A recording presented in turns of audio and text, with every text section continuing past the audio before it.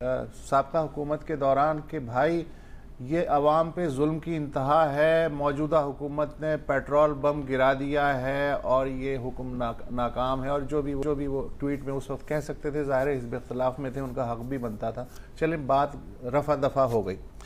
ابھی آج پیٹرول کی جو قیمت ہے اس میں صرف 6.25 روپے لیٹر جو میری گاڑی میں پڑتا ہے، باقی نرخوں کا مجھے نہیں پتا، میری گاڑی میں جو پیٹرول پڑتا ہے اس میں صرف 6.25 روپے لیٹر کا اضافہ کیا گیا، اعلان کیا گیا۔ اب یہ کوئی بہت بڑی بات نہیں ہے، ہر مہینے قیمتیں کم بھی ہوتی ہیں پیٹرول کی، زیادہ بھی ہوتی ہیں، لیکن لوگ جو ہیں خان صاحب کو یاد دلا رہے ہیں کہ خان صاحب آپ پچھلی حکومت میں یہ کہتے تھے جب اس طرح کی حرکتیں ہوتی تھیں، اور اب کیا کہیں ہم۔ تو ہمارے جو ساتھی ہیں مبشر زیدی اسلام آباد میں ہیں، ان پہ بھی غالباً سوشل میڈیا ان جو گڑے مردے ہیں ان کا اثر ہو گیا ہے، اور یہ کوئی بہت بڑا اقتصادی سانپ دیکھ رہے ہیں اس کے پیچھے۔ مبشر فرمائیے۔ سر بالکل آپ ڈلوا سکتے ہیں پیٹرول، ظاہر ہے آپ فارچونیٹ ونز ہیں، شاید میں بھی فارچونیٹ ونز ہوں، لیکن ظاہر ہے ہم یہاں آپس میں ایک دوسرے کی بات تو نہیں کرنے بیٹھے ہوئے۔ تو بالکل آپ اگر دیکھیں تو انٹرنیشنل مارکیٹ میں کچھ 1.9% جو ہے پچھلے مہینے بڑھا ہے، اور اس سے پہلے جو ہے وہ اسی طرح بڑھا ہے 1.92%، جس کا وقتاً فوقتاً جو ہے وہ عوام پر بوجھ لاد دیا جاتا ہے۔ دس ٹائم جو ہمارے یہاں وہ ہوا ہے وہ تقریباً جیسے آپ نے فرمایا 6 روپے، تو وہ 6% کے قریب بنتا ہے یہ جو اضافہ ہے، تو اس پر لوگ شور کر رہے ہیں، کیونکہ صرف اس کا آپ کو بھی پتا ہے کہ پیٹرول بڑھانے کا مقصد صرف پیٹرول ہی نہیں بڑھتا، باقی چیزیں بھی بڑھتی ہیں، جس میں ظاہر ٹرانسپورٹ ہوتا ہے اور کھانے پینے کی اشیاء ہوتی ہیں، وہ اب وہ انڈائریکٹلی لنک کر دیتے ہیں کہ جناب ٹرانسپورٹ مہنگا ہو گیا ہے تو ہم جو ہے یہ بھی بڑھا دیں گے۔ مسئلہ یہ ہوا ہے کہ آج ہی فیڈرل بیورو آف اسٹیٹسٹکس کے جو لیٹسٹ فگرز ہیں مارچ کے، وہ بھی آئے ہیں۔ فوڈ انفلیشن کی بات کر رہے ہیں، یہاں ہم صرف کھانے پینے کی چیزوں کی روزمرہ اشیاء کی بات کر رہے ہیں، تو وہ آلریڈی جو ہے 9.5% پہ بڑھ چکی ہیں پچھلے مہینے، اور ڈبل ڈیجٹ انفلیشن میں آنے والی ہی ہے ہماری جو افراط زر ہے، اور آپ کو پتہ ہے آگے رمضان بھی آ رہا ہے، تو الحمدللہ ہم سب مسلمان ہیں، اور جس طرح پھر قیمتیں بڑھتی ہیں رمضان میں، وہ فردر کہاں جائے گی، سب کا یہ خیال ہے کہ شاید یہ 15-16% پہ اگلے مہینے 1.5 مہینے میں پہنچ جائے گی۔ ابھی تک جو آج بھی جو فیڈرل بیورو آف اسٹیٹسٹکس نے وہ کیے ہیں اپنے سارے کے سارے ریلیز، انہوں نے یہ کہا ہے کہ اس مہینے کا، میں ٹماٹر کی بات نہیں کرتا جس سے گزشتہ مہینوں میں 315% اضافہ ہوا ہے، آپ کہہ سکتے ہیں کہ انڈیا نے کیونکہ بین کر دیا تو ہو سکتا ہے ٹماٹر جو ہے اس وجہ سے مہنگا ہو گیا ہو۔ بسوں کے کرائے آلریڈی جو ہے جو لوکل ٹرانسپورٹ ہے 48% بڑھا ہے، اور یہ اس فیول کے بعد کہاں جائے گا یہ بھی آپ ذرا سوچ لیجئے گا۔ گاڑیاں اور سونا ظاہر ہے وہ غریب لوگ شاید استعمال نہیں کرتے، اس میں بھی 25 اور 20% اضافہ ہوا ہے۔ چینی جو ہے وہ 18%، پیاز اب یہ دیکھیں مارچ کے مہینے میں جو ہے یہ 39 تقریباً 40% مہنگا ہوا ہے۔ مرچ ٹھیک ہے، ٹماٹر جو ہے مزید 20% مہنگا ہوا ہے۔ چکن اور جو باقی گوشت ہیں وہ بھی تقریباً 16 سے 20% کے درمیان ان میں اضافہ ہوا ہے۔ جہاز کے کرائے جو ہے وہ 13.5% بڑھے ہیں گزشتہ چند ماہ میں۔ تو یہ ساری چیزیں ہیں، it gives you an indication. جو لوگ اس بات پہ تشویش کا اظہار کریں وہ اس بات پہ نہیں کریں کہ آپ نے ٹھیک ہے بڑھا دیا، اس کے بعد آپ انفلیشن کو کنٹرول کس طرح کریں گے۔ دیکھیے یہ طریقہ پرانا ہی ہے، ہر حکومت نے استعمال کیا ہے کہ جب ریونیو شارٹ فال ہو، یعنی آپ کا جو ٹارگٹ ہے وہ اچیو نہ ہو رہا ہو، تو آپ بنیادی کوئی ایسی چیز بڑھا دیں جس سے، اور پیٹرولیم ظاہر ہے ہماری اکانومی سب سے زیادہ امپورٹ بھی ہوتا ہے، سب سے زیادہ استعمال بھی ہوتا ہے ہر چیز میں، تو اس کو آپ بڑھاتے ہیں تو اس کے ظاہر ہے آپ کو فوائد بھی ملتے ہیں۔ ہو سکتا ہے کہ وہ 30-40 ارب روپے جو ہے آپ کے وہ آف سیٹ ہو جائے وہ ریونیو کلیکشن، لیکن آپ کا جو شارٹ فال ہے وہ فروری تک 290 ارب کا تھا، جس کے بارے میں یہ کہا جا رہا ہے کہ وہ شاید 400 ارب کراس کر جائے گا، کیونکہ آگے بجٹ بھی آنا ہے۔ ابھی IMF کے ساتھ آپ کا پروگرام وہ ہو رہا ہے جس میں آپ نے بجلی، گیس، سب کچھ جو ہے بڑھنے کا اندیا پہلے سے دے دیا ہے۔ ڈالر آگے بڑھے گا، اس بارے میں بھی خدشات ہیں کہ مزید شاید ڈی ویلیو ہوگا۔ ایک جو ڈیفنس دی جاتی ہے اس بارے میں کہ اوگرا نے تو جی 12 روپے کہا تھا، ہم نے 6 روپے کیا، تو اوگرا ظاہر ہے وہ حکومت تو نہیں ہے، وہ ایک ادارہ ہے، جس طرح نیپرا کرتا ہے، حکومتیں اس کو بھی وہ کر کے ویٹو کر کے اتنا بوجھ بڑھاتی ہیں جتنا عوام سہ سکیں۔ اب مسئلہ یہ ہے کہ اب چیزوں کی قیمتیں بڑھیں گی تو ظاہر ہے آواز اٹھے گی، لوگ پبلک ٹرانسپورٹ آج سے ہی مہنگی ہو گئی۔ ہمارے ٹی وی پہ بھی بڑے پیکیجز چل رہے تھے کہ جو 100 روپے کرایہ تھا طالبات جو اگر چنگچی پہ جا رہے ہیں تو آج وہ 150 روپے لے رہے ہیں۔ تو اس چیز کو پرائس کنٹرول کا میکنزم بھی تو سارا اس کے ساتھ جڑا ہوا ہے، تو اس کو کس طریقے سے کنٹرول کیا جائے گا؟ حکومت تو دیکھیں یہ کرے گی کہ ابھی بڑھا دیے، ابھی 2-3 مہینے تک رہیں گے، بجٹ سے پہلے وہ آ کر کے کہیں گے عوام کے لیے ہم ریلیف دے رہے ہیں جی، 3 روپے آپ کو پیٹرول سستا کر لیں گے، تو عوام کہیں گے جی واقعی آپ نے بڑا احسان کر دیا۔ ظاہر ہے کیونکہ بے بس ہیں، کچھ نہیں کر سکتے۔ جو پرائس کنٹرول کمیٹیز ہیں وہ بھی ٹوٹلی ان ایفیکٹو ہیں کہ حکومت جو ہے وہ کتنا بھی بڑھا دے یا آڑتی جو ہے وہ کتنا بھی بڑھا دے۔ سملرلی جو آپ کے یوٹیلیٹی سٹورز ہیں اس پر آج جو ہے وہ پرائسز ریوائز ہوئی ہیں، 25 روپے دال بڑھ گئی ہے، 50 روپے چاول بڑھ گئے ہیں۔ تو یہ ساری چیزیں سر آگے گوئنگ فارورڈ، اور آگے ابھی رمضان بھی ہے، رمضان کا فیکٹر آپ فیکٹر ان جب کریں گے تو یہ چیزیں کہاں پہنچیں گی؟ تو یہ وہ تشویش کا اظہار ہے جو شاید میں کرنا چاہ رہا ہوں، جو ظاہر ہے آپ بھی سمجھ رہے ہیں اور لوگوں کو بھی اس بارے میں خدشات ہیں کہ آپ کس طریقے سے مینیج کر رہے ہیں۔ اور یہ پورا کہنا کہ نہیں ان چیزوں کا بوجھ غریبوں پر نہیں پڑے گا، جیسے انہوں نے پہلے بھی کہا تھا کہ جناب یہ جو ہم چاہ رہے ہیں کہ امیر اور جو مڈل کلاس لوگ ہیں ان کے اوپر بوجھ پڑے، غریبوں پر نہ پڑے۔ تو مجھے بتائیں ان ساری چیزوں کی جب اشیاء ضروریات کی چیزیں 40% مہنگی ہوں گی یا ہو چکی ہیں اور مزید ہوں گی تو ظاہر ہے اس کا امپیکٹ تو پڑے گا۔ نہیں بالکل صحیح ہے، اور مطلب کہ نچوڑ اس کا یہ ہے کہ پسی ہوئے عوام کو ابھی مزید اور پسنا ہے۔ جہاں تک معیشت کی بات ہے تو اس پر ہم نے کافی تفصیلی بات کی ہے ہفتے کے روز کیسر بنگالی اور شبر زیدی صاحب کے ساتھ، لیکن یار یہ مطلب پیٹرول بوم ہو یا جو بھی ہو، یہ آج کی سب سے بڑی خبر نہیں ہے۔ آج کی سب سے بڑی اور سب سے مطلب مسالے دار خبر تو سر آپ کو پتہ ہے کیا ہے؟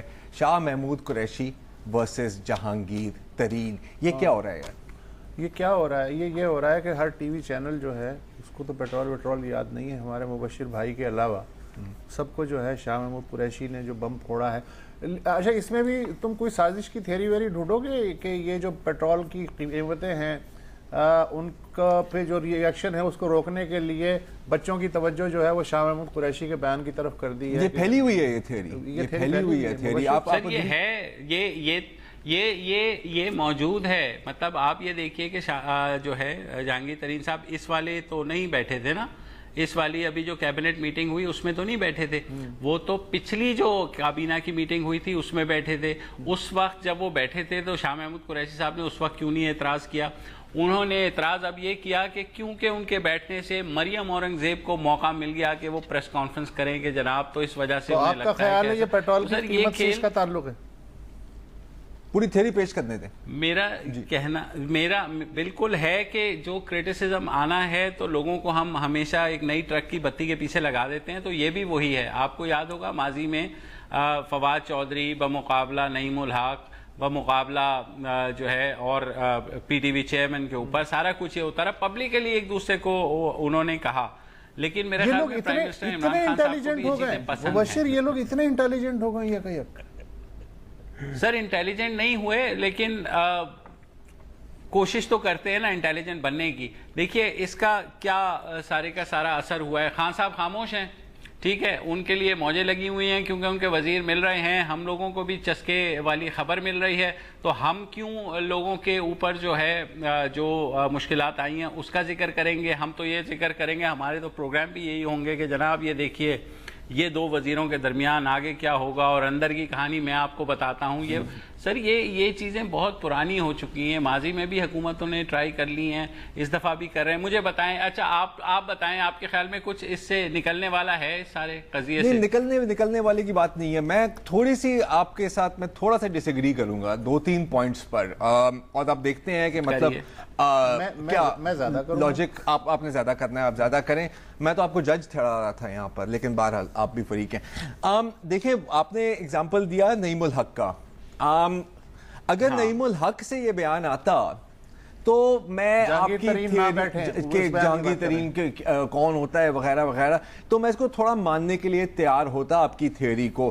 میں اس لیے نہیں مانتا کیونکہ یہ ہے شاہ محمود قریشی صاحب، اور ان کی جہانگیر ترین کے ساتھ آپ کو پتا ہے کہ بہت پرانی محبت ہیں ان کی، بڑی مطلب بڑے کلوز رہتے ہیں ایک دوسرے کے ہسٹوریکلی اسپیکنگ. ٹھیک ہے، اب وسط نے کہا کہ یہ اتنے انٹیلیجنٹ ہو گئے ہیں. میں انٹیلیجنٹ کی بات نہیں کروں گا، میں کہوں گا اتنے کوآرڈینیٹڈ. اگر میں آپ کی تھیوری مانوں تو کسی نے جا کے کہا شاہ محمود قریشی کو، شاہ محمود قریشی صاحب یہ بڑا مطلب بڑی گالی گلوچ ہونے والی ہے، یہ پیٹرول بم جو مارا ہے وغیرہ وغیرہ، آپ قربانی کا بکرا بن جائیں. اور شاہ محمود قریشی نے کہا جی بالکل. پھر وہ کہیں گے کہ اس کے بعد کیا ہوگا جی، کہ ہم سب آپ کے اوپر چڑھ جائیں گے اور مطلب بھری محفل میں آپ کو ہم بدنام کریں گے. اور بھری محفل میں ہی بدنام ہو رہے ہیں کیونکہ آپ ٹویٹر دیکھیں تو جہانگیر ترین نے کہا ہے کہ ایک ہی آدمی ہے میری لائف میں جو میرا لیڈر ہے اور اس کا نام ہے خان.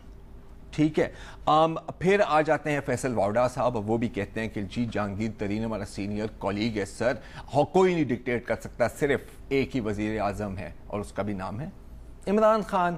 مراد سعید صاحب بھی آ جاتے ہیں، فواد چودھری صاحب بھی آ جاتے ہیں کہ جی اگر آج پی ٹی آئی حکومت میں ہے تو اس میں بہت سب سے زیادہ بڑا کردار کس کا ہے؟ جہانگیر ترین کا.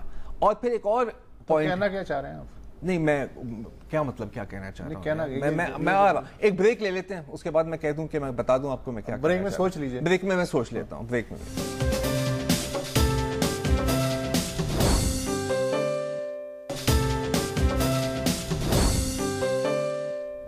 ویلکم بیک جی. بات ہو رہی ہے مبشر زیدی صاحب کی تھیوری پر. وہ تھیوری یہ ہے کہ یہ جو سارا جو جہانگیر ترین صاحب اور شاہ محمود قریشی کا جو پھڈا ہے یہ ایک چال ہے کہ لوگوں کی توجہ پیٹرول کی طرف نہ جائے.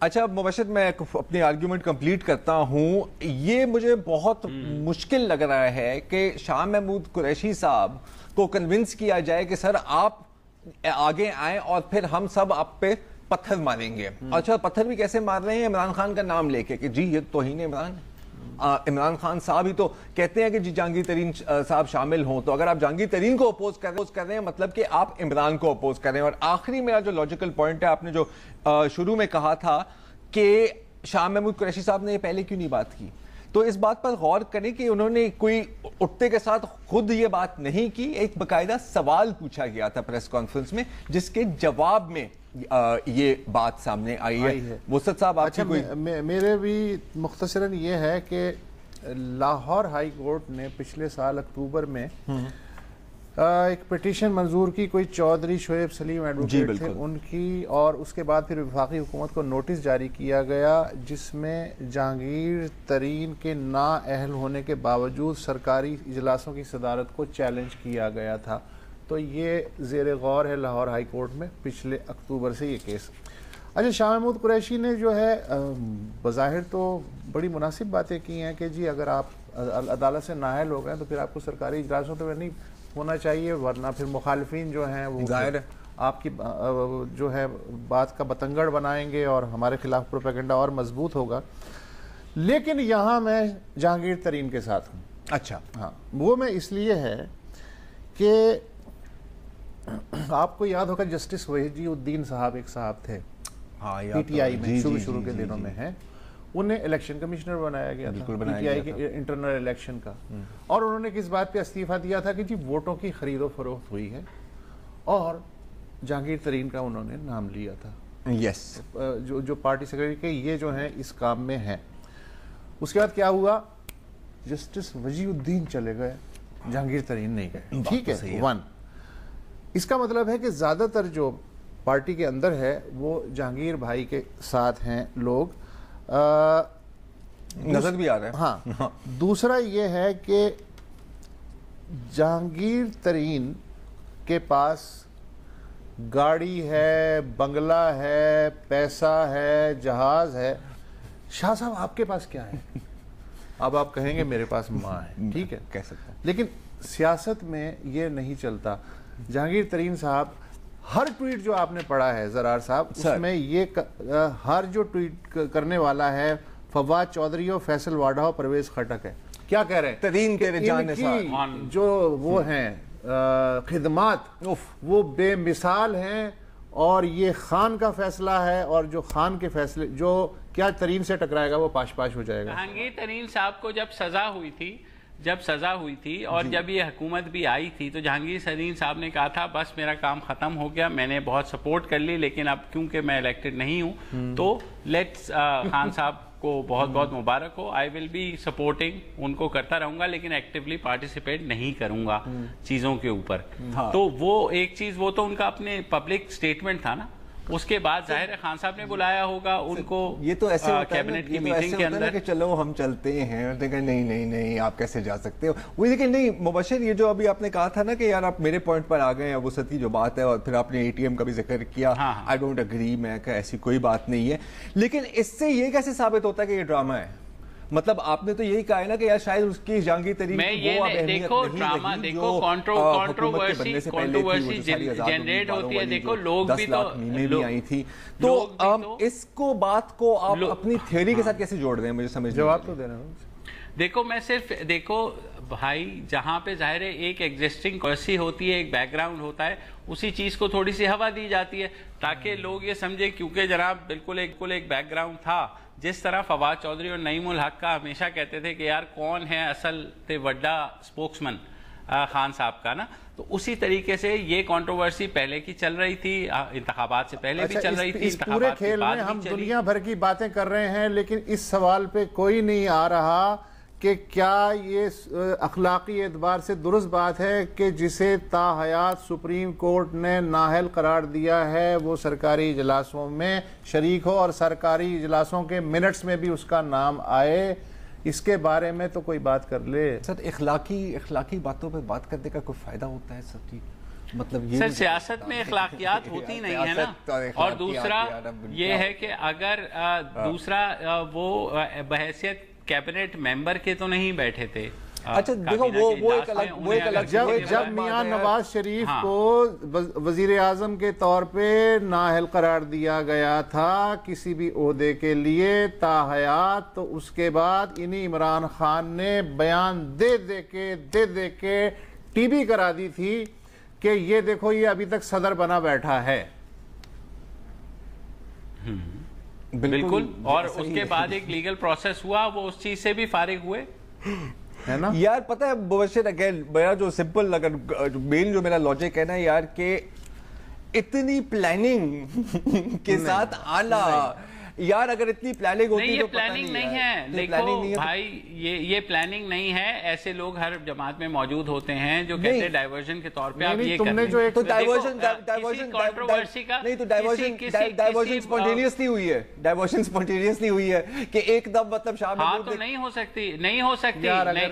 سکتی، آپ کو نہیں پتا کہ میں اگر منسٹر ہوں میں کسی صحافی سے کہوں یار یہ سوال کر دینا، اگر یہ نہیں تو وہ تو پلاننگ سے ہوئی ہے نا یار، میں یہی تو کہہ رہا ہوں، اتنی پلاننگ تو یہی تو میں کہہ رہا ہوں، اس میں پلاننگ تھی نا میری جان، سپونٹینیس آپ یہ بھی کہہ رہے ہیں، آپ وہ بھی کہہ رہے ہیں، مبشر پتہ نہیں کیا ہو رہا ہے، اگر اتنی پلاننگ ہوتی نا ابھی تک سرکولر ڈیٹ ہٹ گیا ہوتا، کیونکہ اگر اتنی پلاننگ ہوتی نا ان کے پاس تو آج معیشت پہ بھی تھوڑی سی پلاننگ لگا دیتے یار، اتنی چھوٹی باتوں ایک بی آر ٹی تو بل گئی ہوتی ہے۔ بہرحال وقفہ لے لیں، وقفہ لے لیتے ہیں، اور بھی خبریں۔